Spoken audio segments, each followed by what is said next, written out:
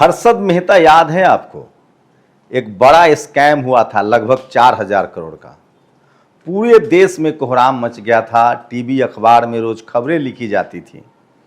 लेकिन एक राजेश मेहता ने 15 लाख करोड़, जी हाँ बिल्कुल ठीक सुन रहे हैं, 15 लाख करोड़ का स्कैम कर दिया। और ये खुद सेबी ने कहा है। इस शख्स ने लगभग 10% इसके शेयर जो हैं वो LIC के पास है, मतलब लगभग 400 करोड़ रुपए का इन्वेस्टमेंट है।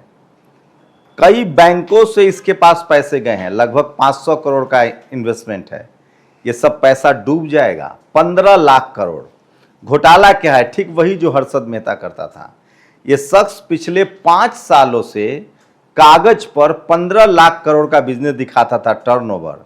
लेकिन सच्चाई यही है कि ये 1 रुपए का काम नहीं करता था। इसका बिजनेस ज्वेलर्स में था। हर्षद मेहता की तरह ये भी गुजरात मूल का है, बेंगलोर में रह के बिजनेस करता है। इसका भी एक भाई जो है वो विदेश जा चुका है। तो सोचिए कितना बड़ा बड़ा फ्रॉड हो रहा है। और इस देश में आम लोगों की किस्मत कितनी खराब है। इस देश में इतना भ्रष्टाचार है कि कोई 15 लाख करोड़ लूट रहा है, जो जहां है वहां लूटने की कोशिश कर रहा है। देश की राजधानी दिल्ली में भी कानून को ताक पर रख दिया जाता है। वो इसीलिए क्योंकि टीवी अखबार सवाल ही नहीं पूछता है। 21 लोग जलकर मर जाते हैं। बिहार के मुजफ्फरपुर में प्राइवेट हॉस्पिटल में आग लग जाता है। मैं इस देश के तमाम लोगों से गुजारिश कर रहा हूं हाथ जोड़कर, किसी भी हालत में प्राइवेट हॉस्पिटल ना जाएं। आप सरकारी अस्पताल में जाएं, इंतजार करें, थोड़ी तकलीफ होगी, लेकिन संभव है कि आप वहां बच जाएं। प्राइवेट हॉस्पिटल लूट का अड्डा बनता जा रहा है। किडनी निकाल ली जाती है। आपको इतना ज्यादा तोड़ दिया जाएगा कि अगर आप बच भी गए तो आपकी संपत्ति गिर भी हो जाएगी। सवाल है कि सरकारी स्कूल, सरकारी अस्पताल पर कोई बात नहीं करने वाला है। मीडिया क्या बात कर रही है कि यूट्यूबर्स जो हैं वो देश के खिलाफ लोगों को भड़का रहे हैं। सोचिए, सरकार से सवाल पूछना, प्रधानमंत्री से सवाल पूछना, देश के खिलाफ कैसे सवाल हो गया? नीट में गड़बड़ी हुई, पेपर लीक हुआ, 23 लाख बच्चों का फ्यूचर बर्बाद हुआ, उस पर सवाल पूछिए शिक्षा मंत्री से, प्रधानमंत्री से, तो ये देश से सवाल पूछना हो गया। अरे ये देश को बेहतर बनाना होगा। CBSE के पेपर में 5 लाख बच्चों के साथ फर्जीवाड़ा हो गया, इस पर शिक्षा मंत्री, प्रधानमंत्री से सवाल पूछिए, तो ये देश से सवाल पूछना हो गया, ये प्रधानमंत्री से सवाल पूछना हुआ। हर्षद मेहता वाले भ्रष्टाचार पर बहस हुई थी ना, टीवी डिबेट हुआ था ना। ये राजेश मेहता वाले 15 लाख करोड़ का जो ये फर्जीवाड़ा है, इस पर कोई बात होगी?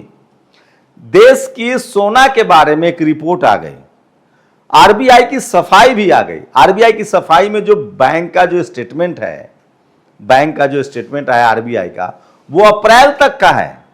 और साफ दिख रहा है कि 1 लाख करोड़ सोने की मार्केट वैल्यू गिरी है, जबकि सोने का दाम तो बढ़ रहा है। ये वो तमाम सवाल है जिस पर आप बात, टीवी अखबार बात ही नहीं करता है। मैं फिर कह रहा हूं तो लोग जानेंगे कैसे?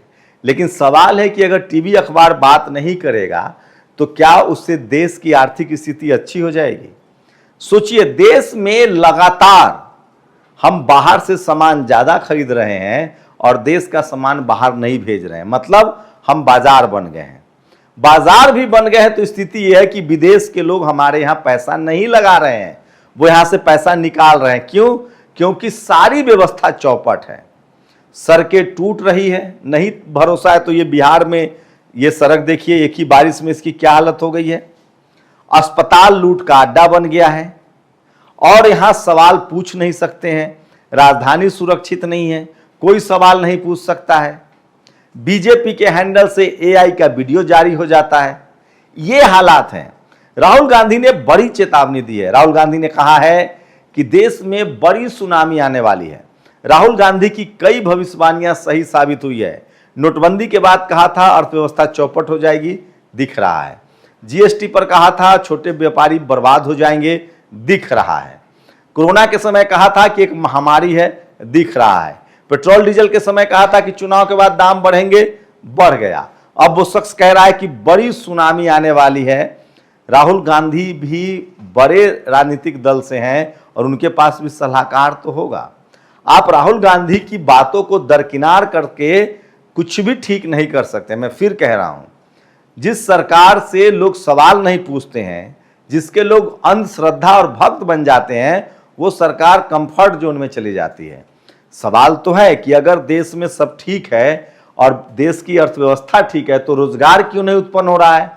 अगर देश की अर्थव्यवस्था ठीक है तो पर कैपिटा इनकम क्यों नहीं बढ़ रहा है? अगर देश की अर्थव्यवस्था ठीक है तो बाहर के लोग यहाँ इन्वेस्ट क्यों नहीं कर रहे हैं? और अगर देश की अर्थव्यवस्था ठीक है तो यहीं के व्यापारी यहाँ क्यों नहीं इन्वेस्ट कर रहे हैं? वो विदेश में क्यों इन्वेस्ट कर रहे हैं? ये वो तमाम सवाल है जो आपको डराता है। सोचिए, तो वो खासकर जो बड़ा तबका है वो तो सुरक्षित रह सकता है, लेकिन जो अपर मिडिल क्लास है, मिडिल क्लास तबका है, उसकी जेब पर भारी बोझ बनने वाली है।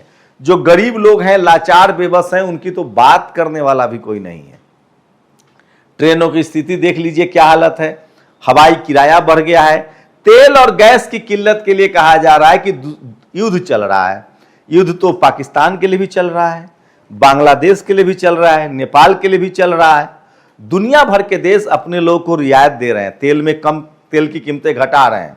अब यहां लोग तर्क देंगे कि देखो, कई अमेरिका में तेल महंगा हो गया, वो सीधे युद्ध में है, जर्मनी में महंगा हो गया या फ्रांस में महंगा हो गया। आपको वो नहीं बताएंगे कि जर्मनी और फ्रांस के लोग कमाते कितना है। आप समझिए, अगर आप 2 लाख रुपए महीना कमाते हैं तो आपके लिए कीमत बढ़ जाए तो कोई बात नहीं, आप अफोर्ड कर लेंगे, आपकी बचत कम हो जाएगी। लेकिन जो आदमी 25,000 रुपए कमाता है या 20,000 रुपए, आटा और चावल आप ही के रेट में खरीदना है, फल उसको आप ही के रेट में खरीदना है। ऐसा नहीं कि 25,000 वाले के लिए फल, आटा, दूध, चावल महंगा है, सस्ता है, और 2 लाख वाले के लिए महंगा है। तो सोचिए, महंगाई का असर सबसे ज्यादा उन लोगों पर पड़ता है जो बिलो द पॉवर्टी हैं या जिनकी आमदनी कम है। लेकिन इस पर बात कौन करेगा? टीवी अखबार को इस पर बात करने के लिए फुर्सत नहीं है। पत्रकार दरअसल चाटुकार हो गए हैं। किसी ने, एक टीचर ने फिर हमला कर दिया, मैं इस तरह की भाषा इस्तेमाल नहीं करता हूं, कि भौंकने दो मेरे रिश्तेदार थोड़ी हैं, भौंकने दो मेरे रिश्तेदार थोड़ी हैं, भौंकने दो कुत्ता है पत्रकार थोड़ी है। इस तरह के एडजेक्टिव लगाए जा रहे हैं, तमाम हिस्ट्री निकाली जा रही है। ये सबसे बड़ी खबर है। दूसरी सबसे बड़ी खबर है आज की, चंद्रशेखर आजाद ने यूपी में चुनावी रैली का आगाज कर दिया है। बहुत ज्यादा युवाओं का उत्साह है, भीड़ बन रही है। उनका दौर 4 दिनों का ये दौरा है, 4 तारीख से शुरू हुआ है और चंद्रशेखर आजाद एक बड़ा प्लेयर साबित होने जा रहे हैं, ये तो तय है, क्योंकि युवाओं में बड़ा क्रेज है। लेकिन चूंकि टीवी अखबार उनके पास भी नहीं है, सोशल मीडिया पर ही खबरें चलती हैं। हमारी कोशिश होती है कि इस तरह की जो भी खबरें हैं वो सब आपको दिखाई जाए। तो सोचिए, इस देश में 15 लाख करोड़ का स्कैम खुद से भी कह रहा है, सरकारी एजेंसी कह रही है, लेकिन उस पर कोई बहस नहीं है, कोई बातचीत नहीं है। ये है देश की अर्थव्यवस्था की हालत। सीबीएसई को लेकर कोई बातचीत नहीं हो रही है, नीट को लेकर कोई बातचीत नहीं हो रही है। मैं बार बार कह रहा हूं, सीबीएसई और नीट में नीट के पेपर लीक हो रहे हैं, सबके लिए हो गए, लेकिन जो 10th और 10+2 में जानबूझकर दलित, पिछड़े, किसान, आदिवासी, अल्पसंख्यक बच्चों को फेल किया जा रहा है। जैसे नौकरियों में कम नंबर दिए जाते हैं। ये बहुत भयानक है, ये आपको समझना पड़ेगा। एक और खबर है, बिहार की राजधानी पटना से खान सर बनाम एक और है जिनकी गिरफ्तारी हो गई है, ज्ञान बिंदु। अब खबर है कि खान सर के तरफ से गोली चली थी, 2 उनके जो बॉडीगार्ड है उनको गिरफ्तार किया गया, उधर से सीसीटीवी फुटेज आया है। इसको लेकर कोहराम मचा हुआ है।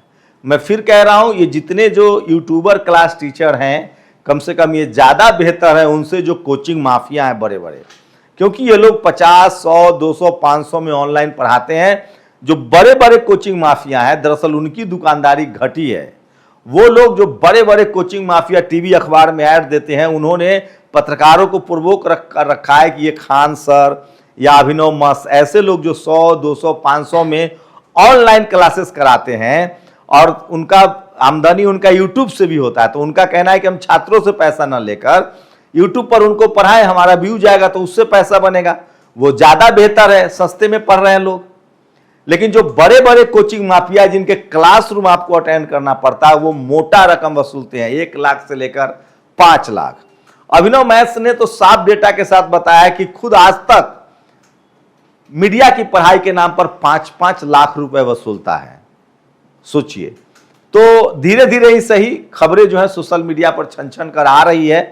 देश के तमाम जो जागरूक लोग हैं उनको टीवी अखबार को बायकॉट करना चाहिए।